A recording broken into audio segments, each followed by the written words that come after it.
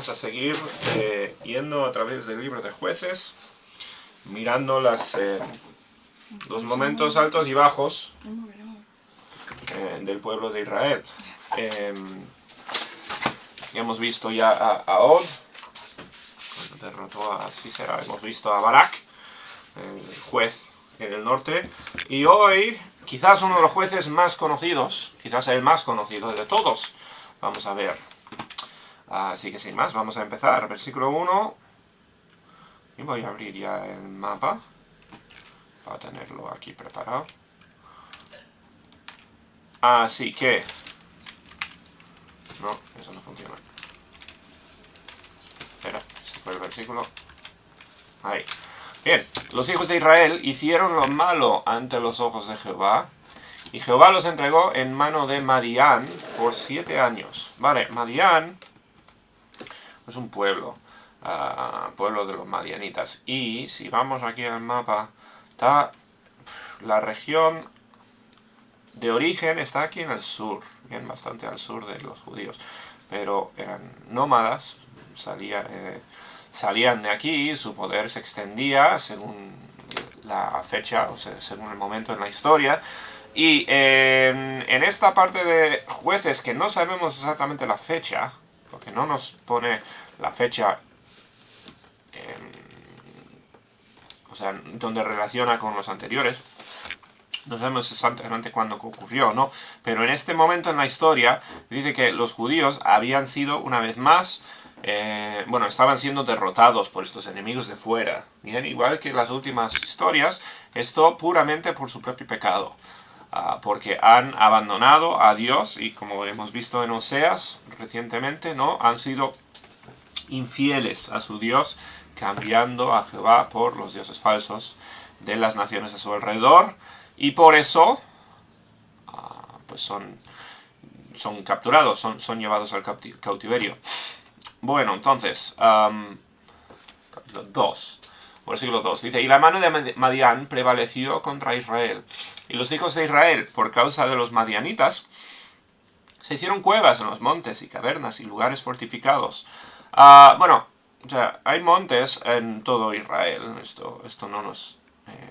no estamos hablando de un lugar específico en Israel, pero la idea es, o sea, estar escondiendo, porque los madianitas, el pueblo de Madián, ha crecido su poder, y ahora están ejerciendo presión sobre el pueblo. Os pongo, esto es la nación de Israel, las tribus de Israel.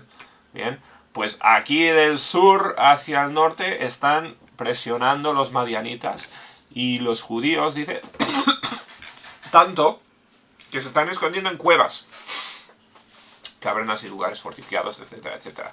La idea, son como langostas, los madianitas. Vienen y se llevan lo que tienen los judíos, y no pueden hacer más que esconderse. Pues sucedía que cuando Israel había sembrado, subían los madianitas y amalecitas y los hijos del oriente contra ellos, subían y los atacaban. O sea, cada época de cosecha venían bandas de... Bueno, Madián, hemos visto ahí Amalek, los amalecitas son de esta región, ¿no? Esto es muy impreciso, pero bueno, en esta región más o menos. El oriente, no, o sea, simplemente pues estamos hablando de este lado del Jordán. Jordán está aquí, río ahí azul, pues todo lo que está al oeste pues es los enemigos de este lado. Entonces, realmente lo que está describiendo esto es una deteriorización tremenda en el poder y autonomía de los judíos. Han pasado los años, bajo Josué han conquistado la tierra, pero por su pecado no son capaces de quedarse con su tierra. O sea, viven allí, pero no pueden protegerse de las naciones de fuera que están atacando. Bien, y están entrando a robar y a quitar todo lo que tienen los judíos, y no son capaces de protegerse. Bien, esto otra vez, puramente por su pecado, Dios les ha abandonado, no les está dando victoria, y pues por su pecado, esto es lo que les está pasando. Bueno, dice, y acampando contra ellos destruían los frutos de la tierra hasta llegar a Gaza, y no dejaban que comer en Israel ni ovejas, ni bueyes, ni asnos. Por lo que entiendo, Gaza está aquí, venían y arrasaban todo, aunque esto es más la zona de desierto hasta el Gaza, ¿no? O sea, arrasaban absolutamente todo lo que había aquí abajo, quizás lo comían con su ejército y cosas así, pero en toda la región de Israel, todo lo del norte que queda del país, dice, no dejaban comida, o sea, no es que paraban en Gaza, no, es que destruían todo hasta Gaza y entraban y robaban todo lo que tenían los judíos. ¿Vale? Otra vez, o sea, ellos con libertad de ir y hacer rapiña como ellos querían, ¿bien? Nadie les podía parar porque eran suficientemente fuertes y no podían los judíos luchar contra ellos. Venían y tomaban lo que querían. Dice, porque subían ellos y sus ganados y venían con sus tiendas en grande multitud como langostas. Si habéis visto lo que hacen las langostas, pues vienen y dejan todo comido, ¿no? No dejan ni hierba. Vienen en masa y se comen todo. Ellos y sus camellos eran innumerables, así venían a la tierra para devastarla. Y la idea aquí es que vienen de los lados, vienen del suroeste, sureste, vienen presionando y los judíos están aquí siendo, pues, como el niño en la escuela que no puede defenderse del más grande, ¿no? Están siendo maltratados porque no pueden defenderse para nada. De este modo empobrecía Israel en gran manera por causa de Madián. Y los hijos de Israel clamaron a Jehová. Bien, y esto es la clave. Esto es lo que faltaba en el pueblo. Porque todo esto venía por el pecado. Venía porque el pueblo abandonaba a Dios. Y cuando llegó a ser tanto que se quedaban sin nada, o sea, se fue la prosperidad. Hay que acordarnos que esta tierra es verde. Esta tierra es buena. Y los judíos disfrutaban de la tierra. Pero cuando lo perdían todo y se quedaban sin recursos, porque venían y se los robaban, entonces clamaban a Dios, dice. Y cuando los hijos de Israel clamaron a Jehová a causa de los madianitas, Jehová envió a los hijos de Israel un varón profeta, el cual les dijo: Así ha dicho Jehová, Dios de Israel, yo os hice salir de Egipto. Bueno, Egipto sabemos dónde está. Egipto, toda esta zona.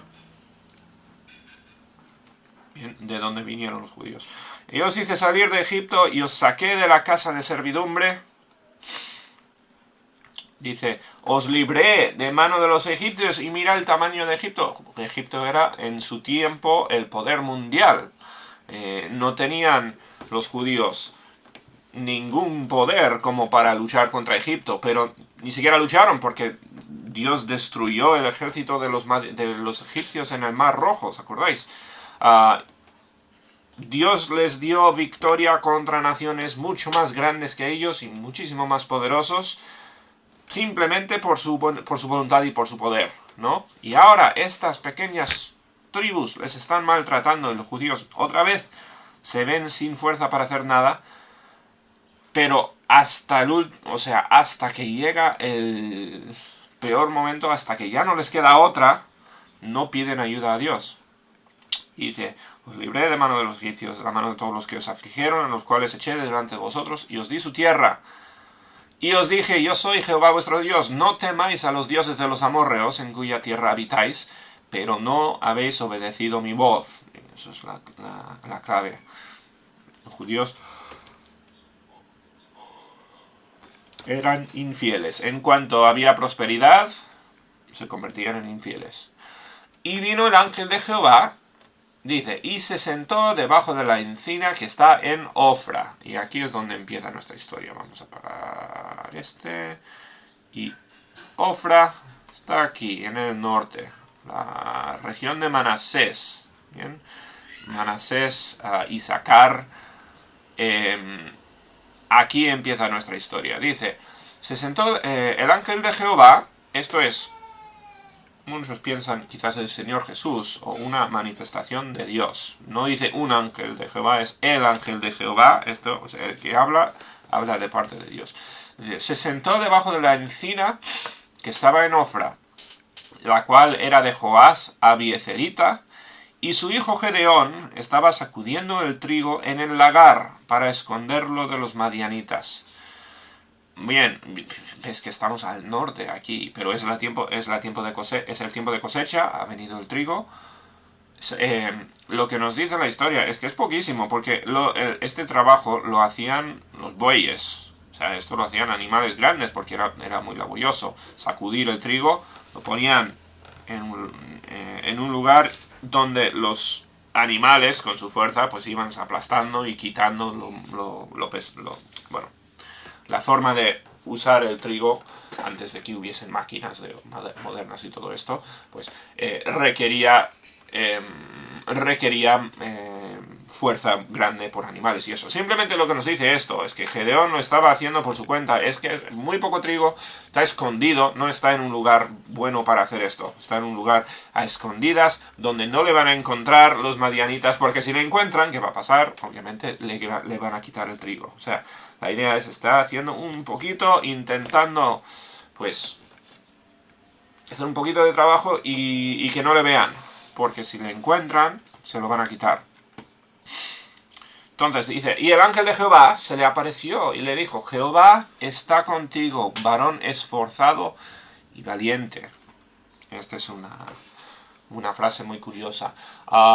En un sentido, Dios está hablando aquí del futuro. Está hablando de la persona en quien se va a convertir Gedeón. ¿Por qué? Lo que vamos a ver en la historia son un montón de señales que Gedeón realmente no es un varón esforzado y valiente. Él, como el resto de los judíos, tiene miedo y no está dispuesto a levantar la cabeza y hacer lo que Dios quiere que él haga por temor. Bien, pero Dios ve en él potencial, es la idea, y Dios le dice, varón esforzado, esto es la misma idea de Josué cuando decía esfuérzate y sé valiente, ¿no? Esa idea de esforzarse es haz lo que Dios quiere, no te quedes sentado, no esperes, haz lo que sabes que está bien. Un varón esforzado y valiente dice, y Gedeón respondió, Señor mío, si Jehová está con nosotros, ¿por qué nos ha sobrevenido todo esto? Porque Dios dijo, no, yo estoy contigo. ¿Y dónde están todas sus maravillas que nuestros padres nos han contado? Diciendo, ¿no nos sacó Jehová de Egipto? Y este es el problema. Los judíos de esta generación no han visto la mano de Dios. No han visto cómo Dios abría el mar muerto y hacía caer los muros de Jericó y daba victoria contra ejércitos mucho más grandes que los judíos. No sabían nada de esto. ¿Por qué? Pues porque son hijos son descendientes de los que han vivido esto y los padres no han entrenado a sus hijos a conocer a Dios. Dice, no nos sacó Jehová de Egipto y ahora Jehová nos ha desamparado y nos ha entregado en manos de los madianitas. Muy curioso, la perspectiva de una persona que está viviendo las consecuencias del pecado. Bien, y esto es muy muy típico. Una persona que se le va mal la vida, tiene la vida hecha un desastre, y dice, ¿por qué es que Dios me ha desamparado? Cuando el problema es exactamente lo opuesto. Los judíos, ¿qué han hecho? Ellos han abandonado a Dios. Ellos son los que han ido a la idolatría. Dios no ha dicho, pues yo quiero ir tras otro pueblo y voy a dejar a los judíos por distracción o por lo que sea. No. Los judíos han abandonado a Dios al adorar a dioses falsos. O sea, ellos han sido los infieles. Dice, Jehová nos ha desamparado, nos ha entregado en mano de los madianitas. Pero lo que dice es Gedeón es un creyente en Dios, ¿no? Cree en Jehová, por lo menos.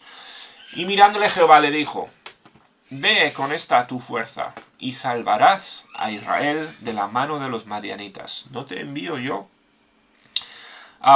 Yo pienso en Josué, ¿no? Una persona, joven relativamente, que tomó el manto de Moisés y Dios le dijo, pues tú ya eres el líder, lleva a Israel a la victoria. conquista los pueblos y yo estoy contigo. Es muy parecido a lo que está haciendo aquí con Gedeón. Está diciendo, vete. Igual que los judíos al enfrentarse contra los muros de Jericó, que no tenían ninguna forma de entrar en la ciudad, vete, obedéceme y yo daré la victoria. Dice, y salvarás a Israel de la mano de los madianitas. Una cosa que recordar, a diferencia de las últimas dos historias que hemos visto, esto afecta a toda Israel. Bien, ¿ves dónde está? Está en el norte de Israel.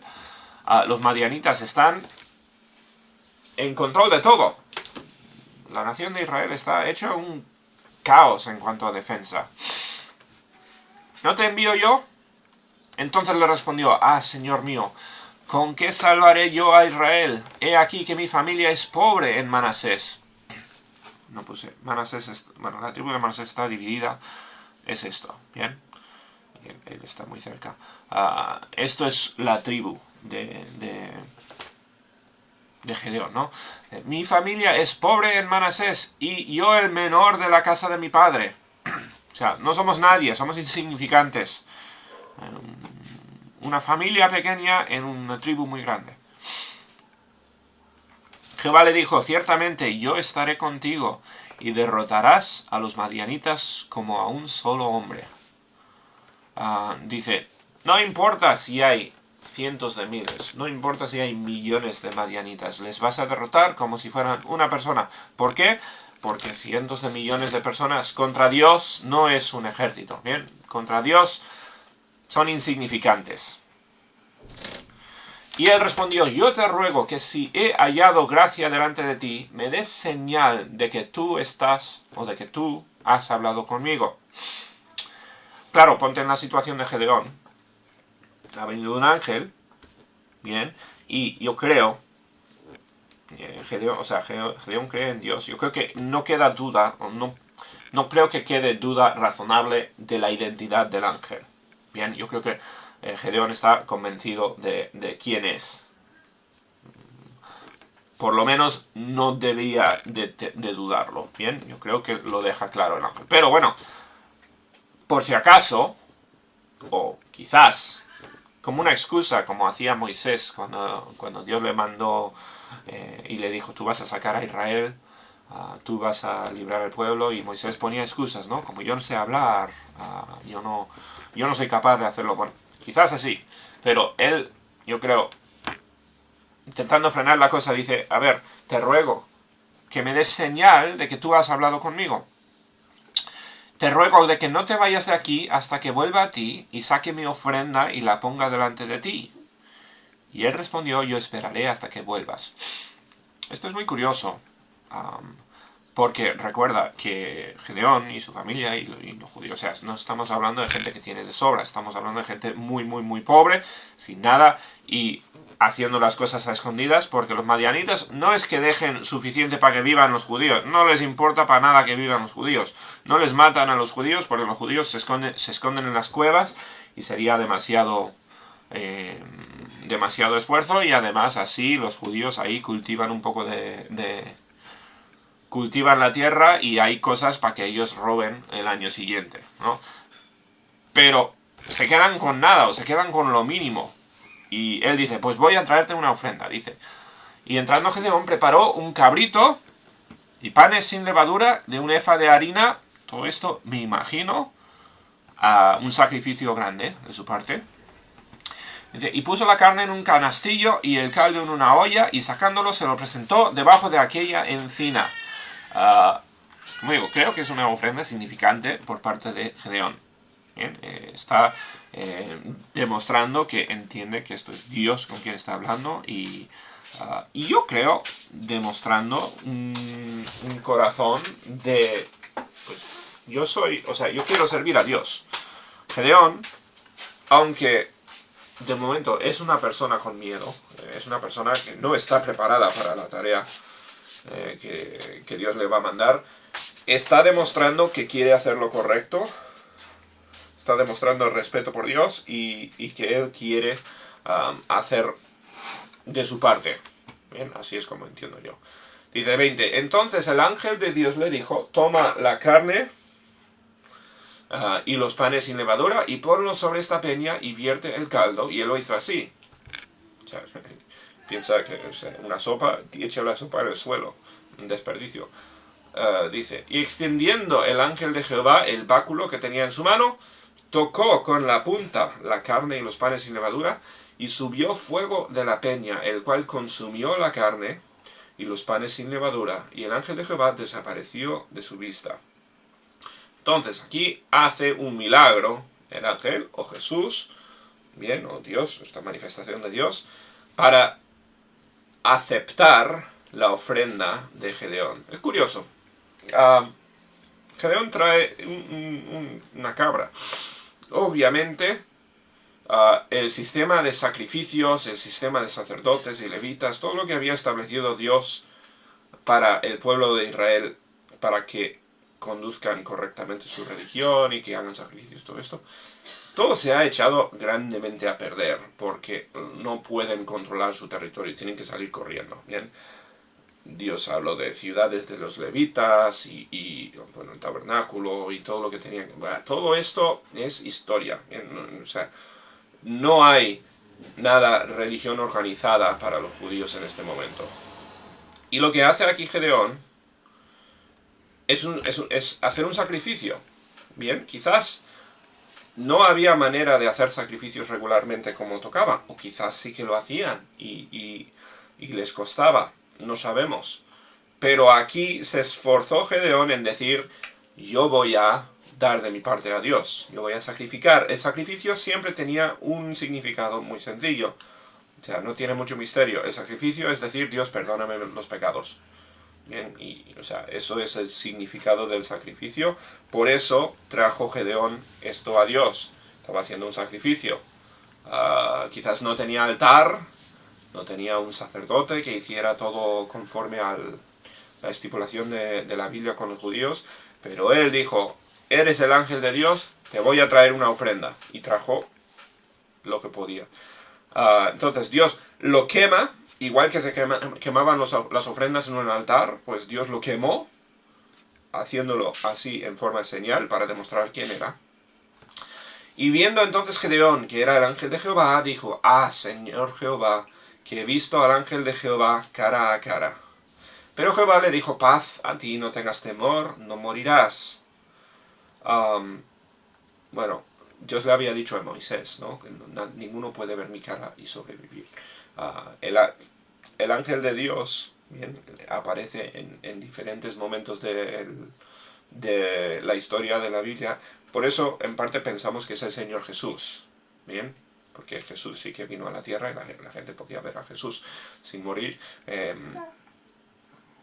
Reconoció Gedeón que estaba hablando con Dios, pero no era la gloria de Dios como había sido con Moisés, por ejemplo, que se le resplandecía la cara.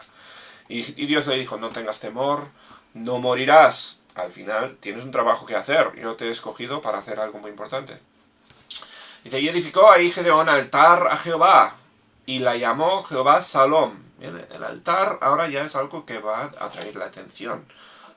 Quizás esto es su primer paso de fe, porque es algo reconocible para los madianitas. Dice, el cual permanece hasta hoy en Ofra de los abiezeritas. Se piensa que Jueces fue escrito quizás por Samuel. Bien, Samuel, el profeta en los tiempos de David. Así que esto perduró, este altar estaba hasta estos tiempos.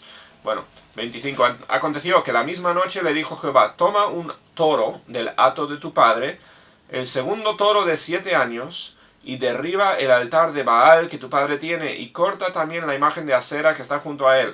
Ahora, menuda vergüenza. O sea, aquí tenemos a Gedeón, que por toda indicación él quiere servir a Dios, ¿no? Pero su padre tiene ídolos. Ídolos a Baal, ídolos a Asera. O sea, su padre está metido en idolatría como el resto del pueblo. Tenemos a Gedeón, que es una anomalía, en un sentido. Uno que quiere hacer lo correcto, pero en su casa hay ídolos.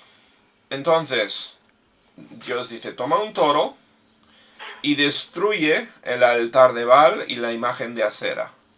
Y edifica altar a Jehová tu Dios en la cumbre de este peñasco en lugar conveniente, y tomando el segundo toro, sacrifícalo en holocausto con la madera de la imagen de acera que has cortado. Aquí mucho simbolismo, desde luego, pero tienes que destruir los ídolos anteriores, construir un altar y usar la madera de los ídolos para quemar un sacrificio a Dios. Otra vez, el sacrificio en representación de perdón de los pecados, ¿no? Es decir, Dios, nos arrepentimos, vamos a seguirte aquí, vamos a dejar la idolatría y arreglar las cosas. Entonces Gedeón tomó 10 hombres de sus siervos e hizo como Jehová le dijo. Mas, temiendo hacerlo de día por la familia de su padre y por los hombres de la ciudad, lo hizo de noche. Simplemente nos dice, no, esto no va a ser nada popular. Todas las personas de la ciudad están a favor de la idolatría de su padre y de los demás. Por la mañana, cuando los de la ciudad se levantaron, he aquí que el altar de Baal estaba derribado y cortada la imagen de acera que estaba junto a él, y el segundo toro había sido ofrecido en holocausto como sobre el altar edificado. O sea, lo que Dios le había mandado. Así que Gedeón aquí haciendo vandalismo, destruyendo estos ídolos, estas imágenes, y haciendo limpieza en el pueblo de Ofra. Dice, y se dijeron unos a otros, ¿quién ha hecho esto? Y buscaron inquiriendo, les dijeron, pues Gedeón, hijo de Joás, lo ha hecho. Entonces los hombres de la ciudad dijeron a Joás, el padre, saca a tu hijo para que muera, porque ha derribado el altar de Baal y ha cortado la imagen de acera que estaba junto a él. Consecuencias. Bien, obviamente el pueblo no está nada contento con lo que ha hecho Gedeón. Y Joás respondió a todos los que estaban junto a él, ¿contenderéis vosotros por Baal? ¿Defenderéis su causa? Cualquiera que contiende por él, que muera esta mañana. Si es un dios, contienda por sí mismo con el que derribó su altar. Y es muy astuto, muy sabio lo que dice aquí Joás, el padre de Gedeón, ¿no? Dice, a ver, ¿qué vais a hacer?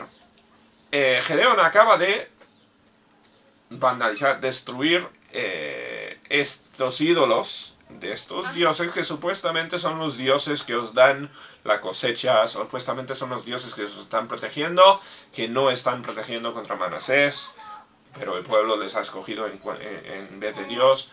Pues, si es un dios, ese dios puede proteger su propio altar. Es el argumento de Joás, ¿no? Yo no voy a sacarle a mi hijo si ha hecho algo malo en contra de estos dioses falsos, que le maten los dioses. Aquel día, dice, Gedeón fue llamado Jeroboal, esto es, contienda Baal contra él, por cuanto derribó su altar. El nombre de Gedeón se convierte en algo de una lucha contra Baal. Bien, de eso Jeroboal. Dice, pero todos los madianitas y los amalecitas y los del oriente se juntaron a una y pasando acamparon en el valle de Jezreel. Que, bueno, ya verás cómo afecta dónde están Gedeón. Voy a apagar aquí vamos a apagar la tribu de Manasés. Aquí está Orfa, el valle de Jezreel. A ver, esto está un poquito, podría ser un poco más oscuro. Vamos a ver, subir esto. Ahí se ve un poco mejor. Bueno, el valle de Jezreel es esta zona, ¿bien? Y tengo un zoom, que nadie se maree. Si vienes aquí, puedes ver un poco cómo es un valle, más o menos, ¿bien? Esto es el valle de Jezreel. Aquí, hablamos de esto el otro día en Oseas, ¿no? Con el hijo de Oseas, que se llamó Jezreel. En este valle han ocurrido muchas batallas y van a haber muchas más, nos dice la Biblia también. Pero en este valle, entonces, vienen los madianitas. Vamos para atrás. Y dice que se acamparon los madianitas y los amalecitas. Una banda grande de enemigos. Enemigos contra los cuales los judíos no pueden luchar. Bien, es exactamente los mismos enemigos que solían, pues, destruir todo. Veis que la ciudad de Gedeón está justo en el centro del valle de Jezreel. O sea, directamente en la mira de los del ejército que viene. Te imaginas entonces a todos los enemigos acampados alrededor de esta ciudad de Ofra, listas para saquear el pueblo, para robar todo lo que haya. Dice, entonces el Espíritu de Jehová vino sobre Gedeón. La Biblia usa esa frase, el Espíritu de Dios vino sobre él muchas veces, y simplemente está hablando de que uno hizo lo que tenía que hacer, hizo lo que mandaba el Espíritu de Dios, alineó su vida con el plan de Dios. Entonces el Espíritu de Jehová vino sobre Gedeón, y cuando éste tocó el cuerno, los abiezeritas se reunieron con él. Esto es su familia. ¿Te acuerdas? Él es de la familia de Abiezer. Su familia se junta con él, dice. Y envió mensajeros por toda Manasés. ¿Os acordáis? Manasés es su tribu.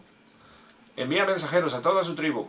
Y ellos también se juntaron con él. Asimismo envió mensajeros a Aser, a Zabulón y a Neftalí. Bien, las tribus que están cerca. Y ellos también salieron a encontrarles. Aquí están los nombres. O sea, todos los que están alrededor de Ofra. No sé por qué no se menciona la tribu de Isaacar, que es este huequito.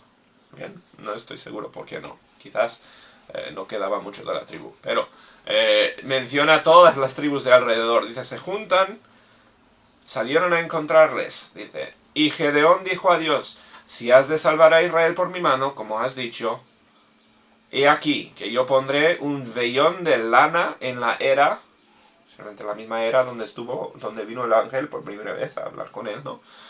Y si el rocío estuviera en el vellón solamente, quedando seca toda la otra tierra, entonces entenderé que salvarás a Israel por mi mano, como has dicho. Esto es una historia muy curiosa. No entiendo, y no la entiendo del todo, seguro que hay mucho más simbolismo aquí del cual no entiendo y qué hay detrás, ¿no? Pero bueno, esencialmente lo que pasa, coge la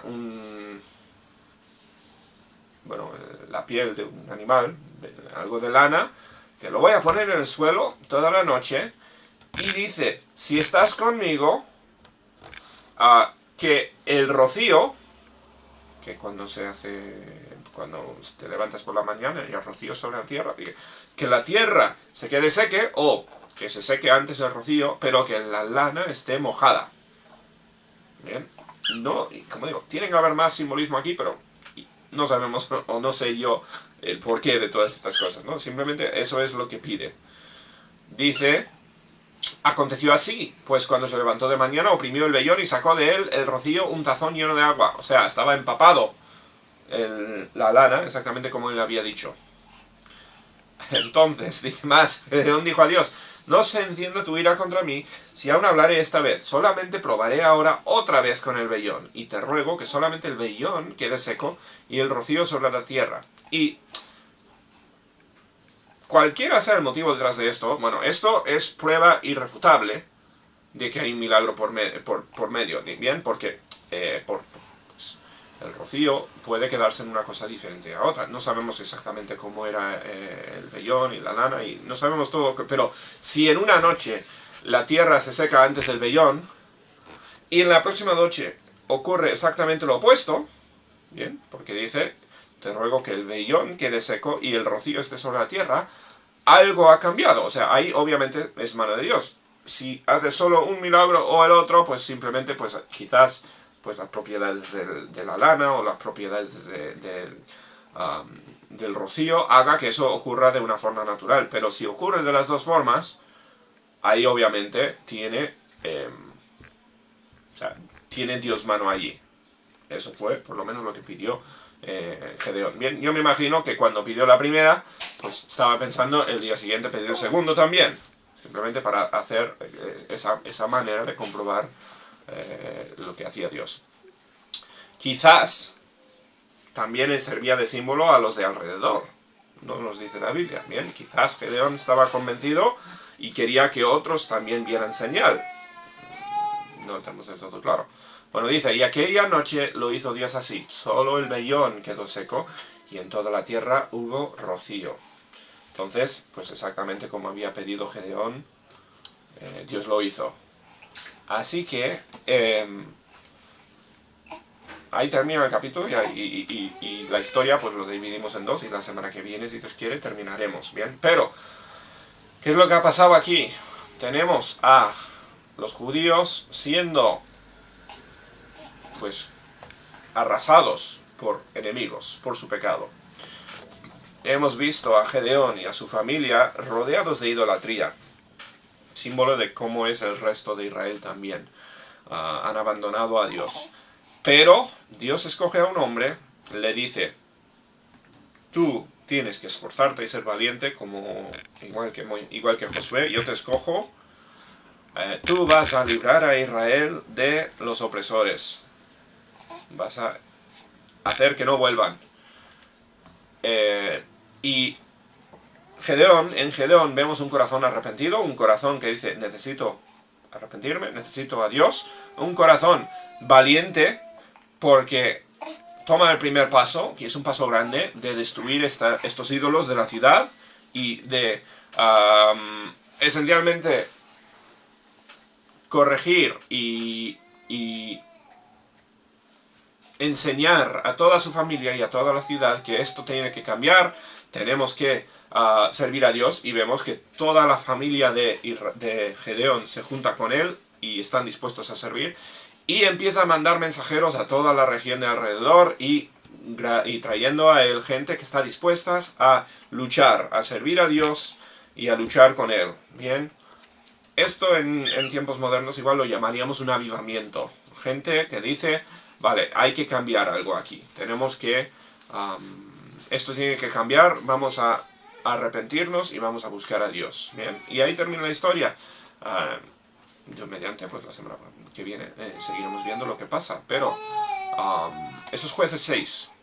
Bien.